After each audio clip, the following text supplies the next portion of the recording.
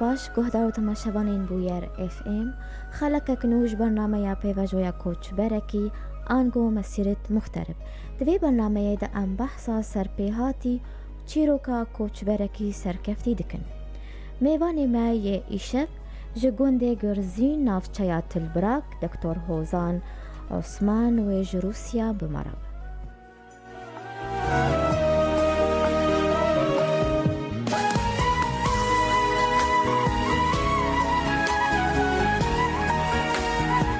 دمتا خوش به دکتر هوزان تو بخیر هاتیه برنامه یامه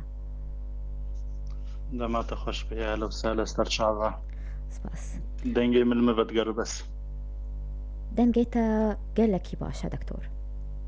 تمام أبدمك هون باش. كوتش برن أما هناكي لسر جيانا الولات بأخذن بحثا تشتي هري قرنگ دي جانا وده وكزاروكتي بيرانين ونقيابون كجان أستا خوندني باش وقلت أقول الجندي جرزين شبوما حتى صفش الشام خوندنا خلوي جندي جكر مدرسة جون بلي دور بشتي صفش الشات دي مرحلة ابتدائي ثانية الجندا هبو يعني المنطقة ما تنبو مرحلة ثانوي أمهات قامشلو الوادج المدرسة عربستان مخند حتى صالة حزار وشارع يعني المدرسة عربستان حتى مرحلة بكالورياستان صالة حزار وشارع وزوي صالة جهاتم روسيا بلي زهاتم روسيا جبرغو أبيا ملفي دبون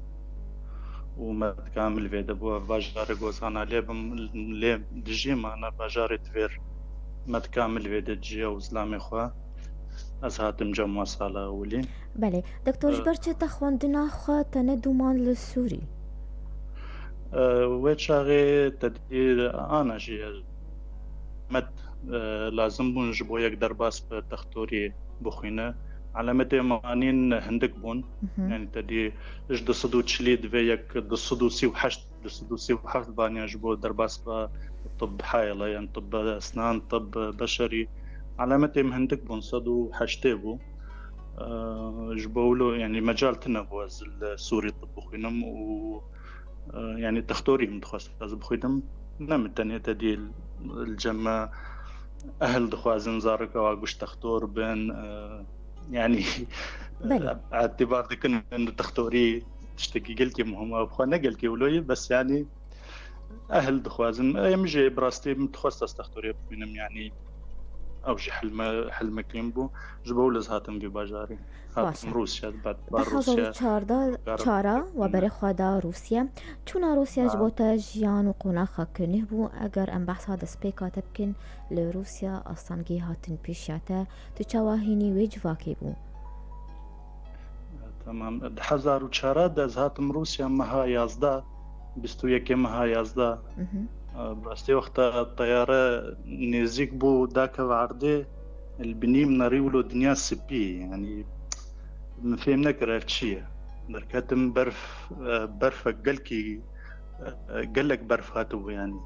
أبيم جاء الاستقبال مدبو الدكتور شيركو استقبالهم كرمو قوافشية هو فياج نها حتى مها سيسيا مها شارع برف العرضية ودرجة حرارة ناقصة جاء أجيب شكي سوري هاتو ومشاكيت كيولو تنك المبو دنيا قلكي صار براستي وحتى أنا جي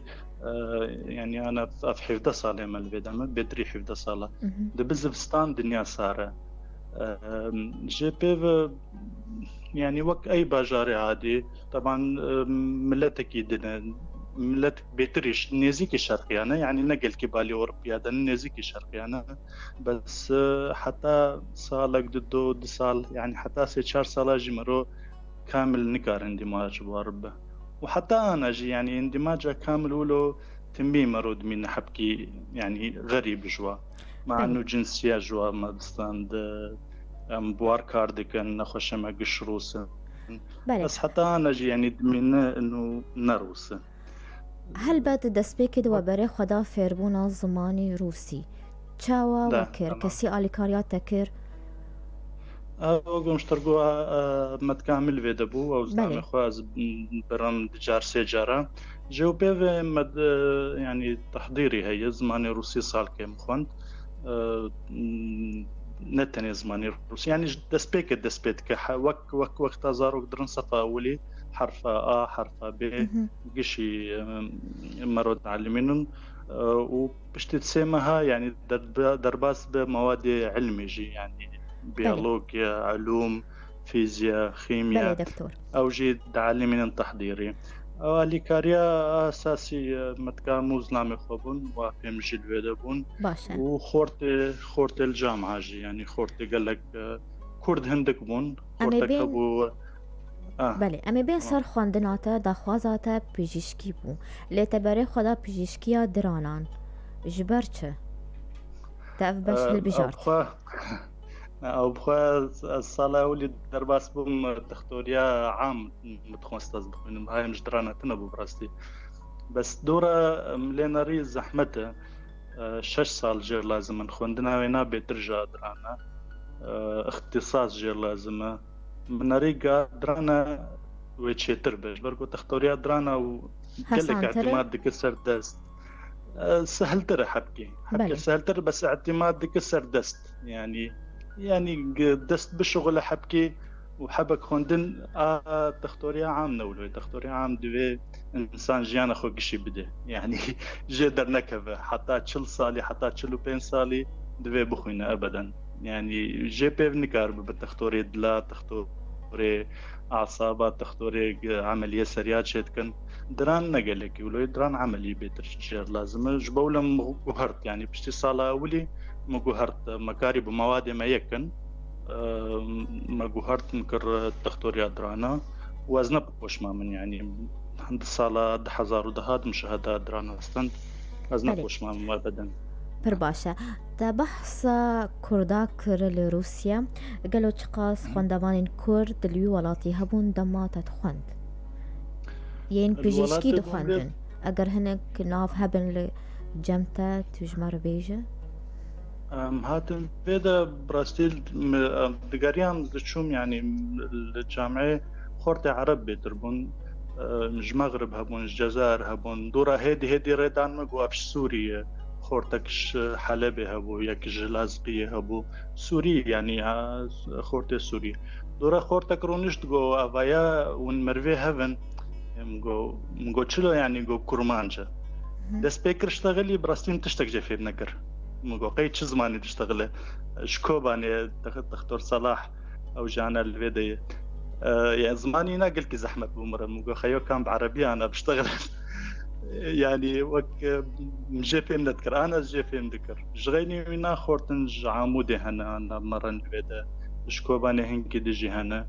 الباجاري منن بس موسكو مدشون موسكو جيت دين قد قال لك زيارة مدشون موسكو جماعة بانيما الودا كرد قال لك هنا عيدان ورازتي ميتشت كرم بريتشت كرن انا كيم بويا بس بريتشت كن شوان برور هات ديار هات شم حفلاوي قال كيما هفدود ديت بس انا كيم بويا يعني ام بيجن رجايا كردان نسبة وانا باشا لروسيا قال لك انا ويروجنا خوشك مهات اشتغلي قو ما تتشيكا سم قو سكرد مش سوري هو مرويها ونجي يزيدي مش ارمينيا هنا كرد هنا باشا والباجاري مجي هنا اما دي سابين خواندناتا بشتي قو هوندر چون جزانن گهي و باورنما يخوار قرد هون نراميان قون وگرن سوريا دخوازا واتنم قون وگرن سوري بخوات بشتي يعني وقتا يك دركتش سوري 1400 دركتم شلون سوري من الودا هشت يعني خويا بونو بقر زحمته حالا عام تمام كر حتى 10,000 ودهاز بقر يام جبوز فيزا كان تشيك مو شاغي باغي محمد خدي لي بقو بمن الفيدا تشيك مقونا زي بقرم كا حتى من ربيت شاواد به يعني دركتنا ولد خويا بونو بقر زحمته السوري بله يعني وضعي عام وضعي سياسي وضعي وقال لك تشتن يعني باشا دكتور امي بين بحثا بجيشك خانايا وبكن چه خدمتا هون پیشکش تکن بحثا عيادة جد 1000 وبري 3 صلاة أنا پشتی فترة بسي صالة مع عيادك بجوج كر يعني بدو غرفنا عيادك نقل كمزنا اختصاص أزلي كاردكم اختصاص يمجي تقويم درانايو وجراحة يعني عمليات جيتكم وتقويم جيتكم ومعالجة درانات كان تركيبة درانا يعني تقريبا عيادة كاملة. يعني عمليت شغلا حبكي شغل دمشق طبعا جالي كبزنس حبكي جرانج برجود دس او لاما دس بيكر كورونا هات قال لك هات انقرتن سيما هانا هشتنا بالشغل مالي نشتبون بس تقولون كاردكن الحمد لله ويعني كار باشا كام كاردكن باشا. دكتور هون كردية كمن قوت بيجيش كدرانا قوت بيجيش خانة كي عياداك بات كل روسيا نا براستيل باجاري مكسي كورتنا عيادة وهي باجاري كوز ديما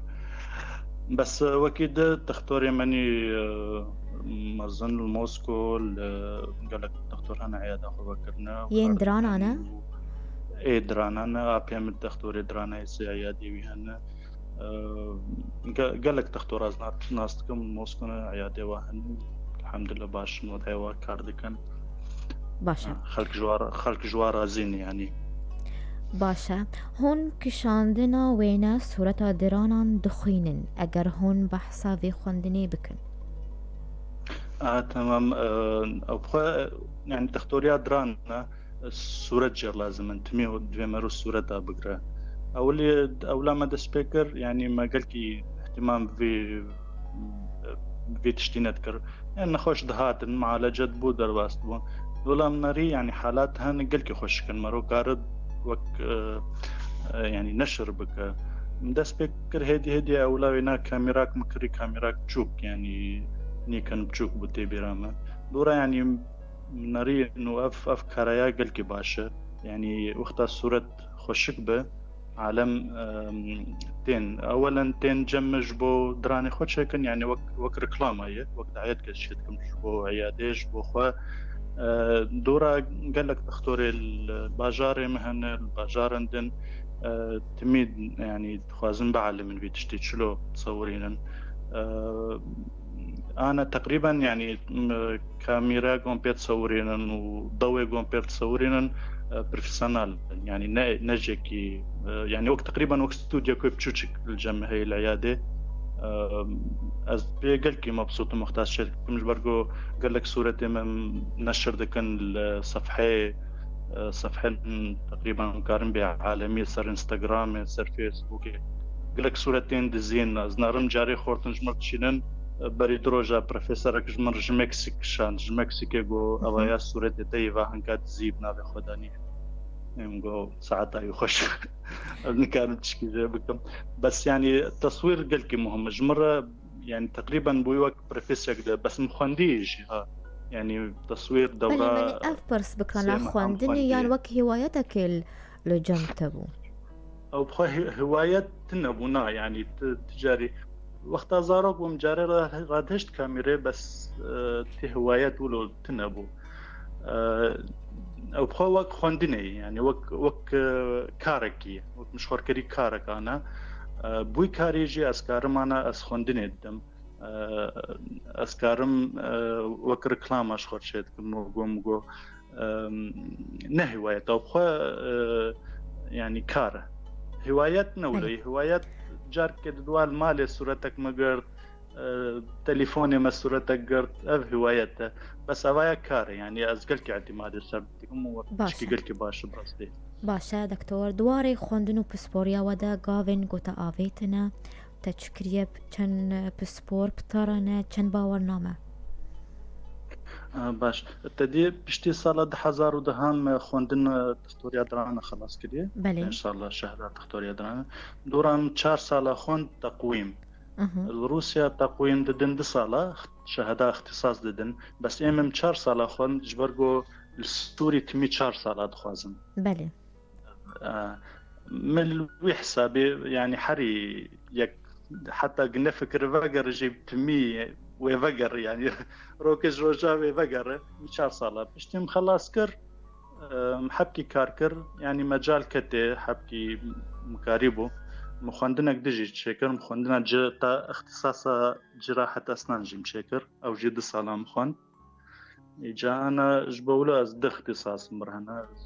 تقويم جي كارم بكم وجراحة جي كارم بكم باشا دكتور أمينا بله تمام بكم بس بشتي أنا حرصال دوري قوتشيد من طبعا دوري كم يعني دوري خصوصي بروفيسور تين كولومبيا تي بروفيسور شمكسيكا تي ايفيدا نا بروفيسور يعني يقو درزادن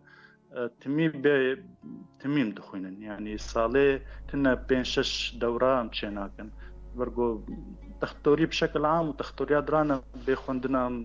مستمر نابا جاركي ولو مرو محكي ددوان نارة أزولو تحسم إنه حبكي ولو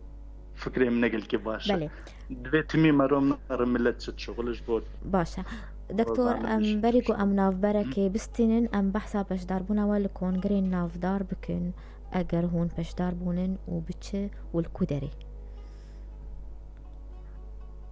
فهمنا كرسوا برسات بله سر مؤتمراتا قالوا حاضر بونا والكودري الفيدر يعني بأساس روسيا تدي دركتنا وقت برينا ما يبري عالم دركتن دربة قال لك تسافرين أمريكا تسافرين أوروبا أنا تشتغلوا يعني تين أو بروفيسور تين جدربة تين وقوم وج أمريكا تين ج أمريكا اللاتينية تين يعني عالم يعني قلتي مشهور تين بدا أم درن جموانا بس مجال مرو دركه في دربه او بخنا ما لازمش يعني مرو كارهر المانيا من هر امريكا من بس انا انترنت شبويه تشكي نهدر تكفد دقيمه يعني مرو متابعه مرو بين شبويه تش احصائي هنا تش حالات هنا باشا لما بر باشا دكتور ناف برا كورت ام فيجن برسيخو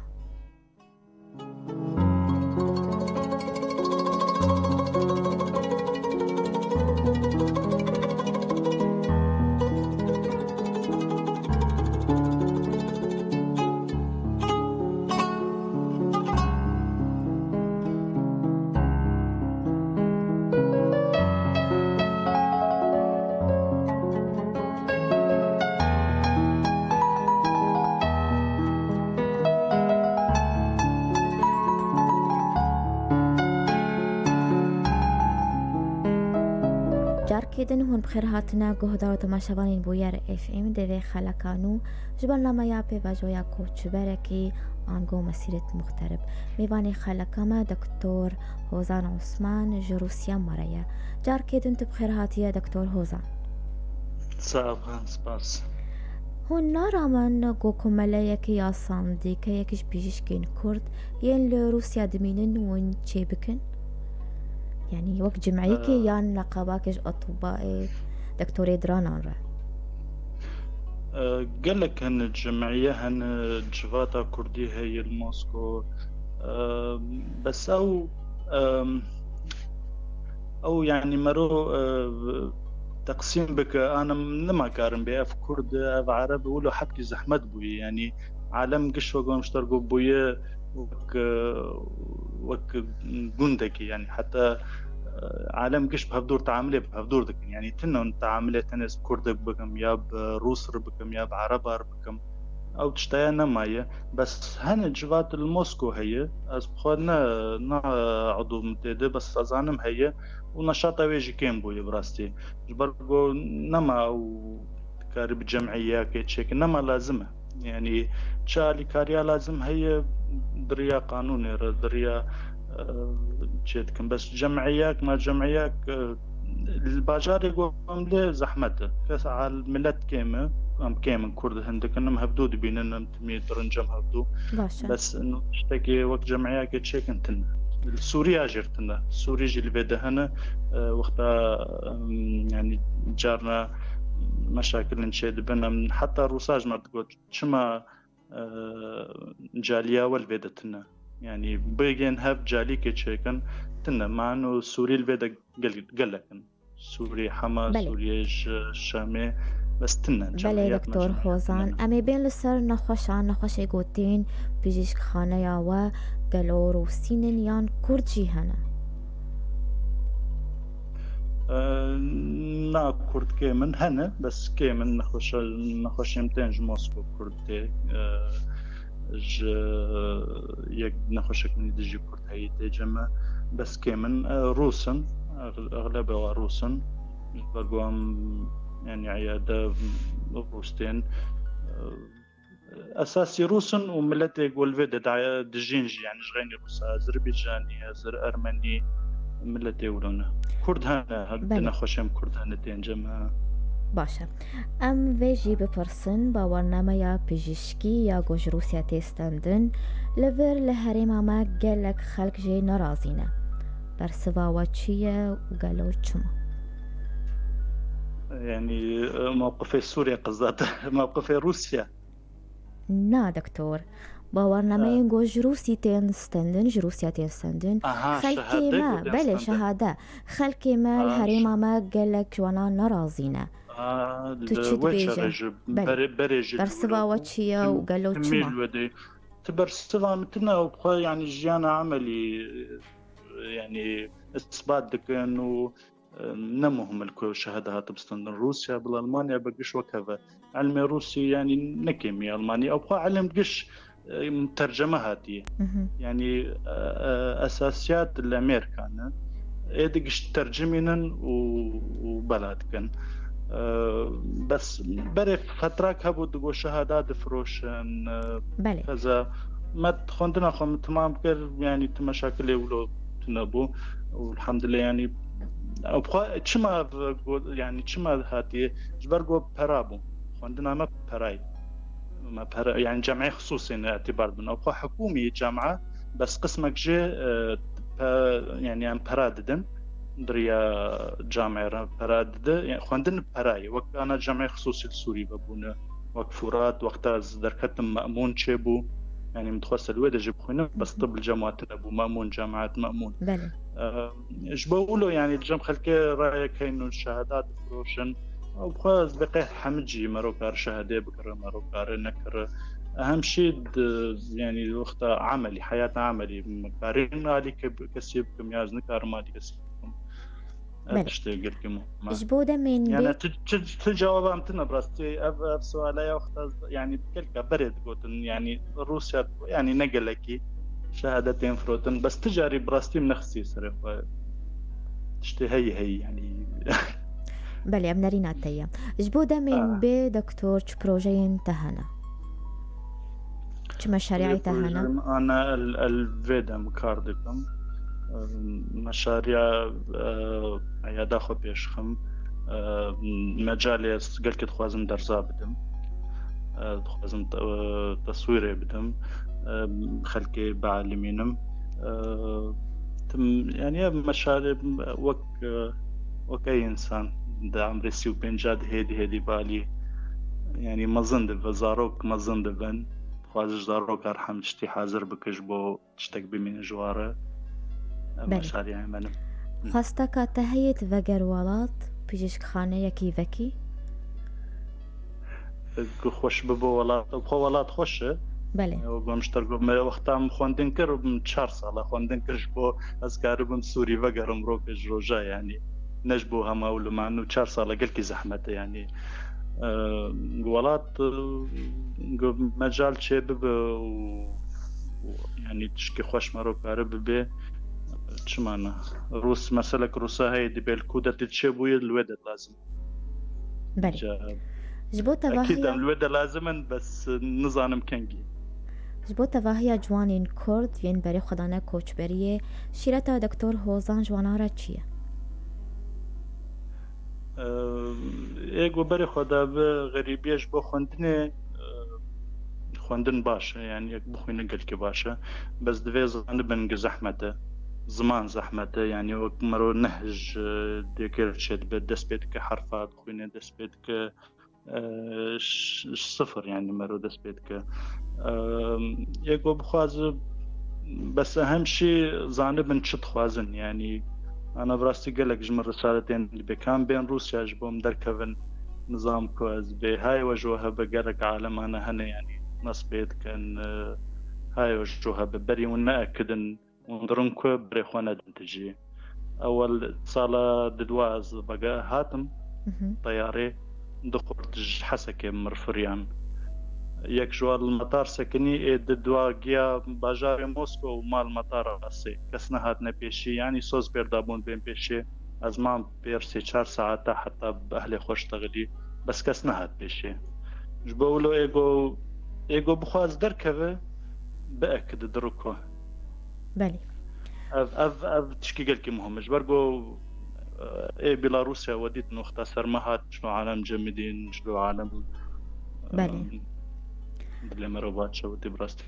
بله دكتور قوتنك تهب ام بي خلقا خوب داوي بكن